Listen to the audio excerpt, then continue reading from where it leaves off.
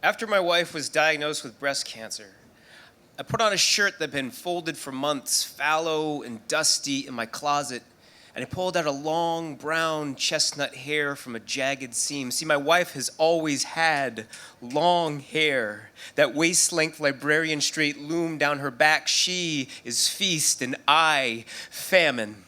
Our friends would often say her long hair is what defined her, along with her smile.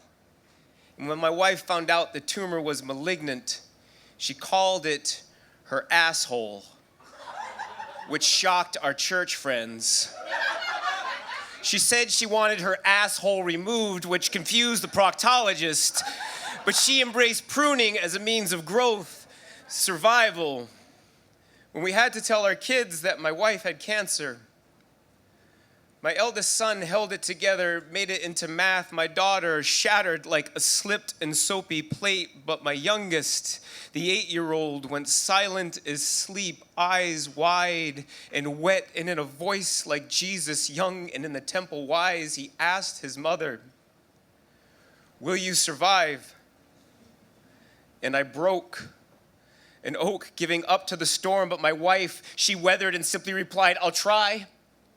No promise, just an exercise of will behind a wet smile, and she fights like only she can, wears a pink feather boa with a fuck cancer shirt on every time she goes to chemotherapy, but she writhes on the floor a week later when the poison in her body flips her off instead. She tells the oncologist to hollow her out, to ball her like a melon, and she will fight to stay the greenest rind, to plane her straight, take every lump and soft part of her. She will be so much woman without it, vows to be bald and breastless, but still alive, still breathing, evicting this asshole from her body. And I remember all of this as I look at that long brown strand I have excavated from my shirt, from a time when cancer was something other people got, when assholes were simply things that shit and governed Indiana.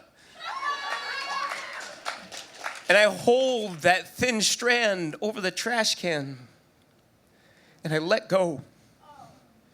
I go downstairs to cuddle with my wife on the couch, kiss her bald head, and she manages a smile that is weak but still her, still there. And when we put our bald heads together, it looks kind of like a butt, except there is no asshole.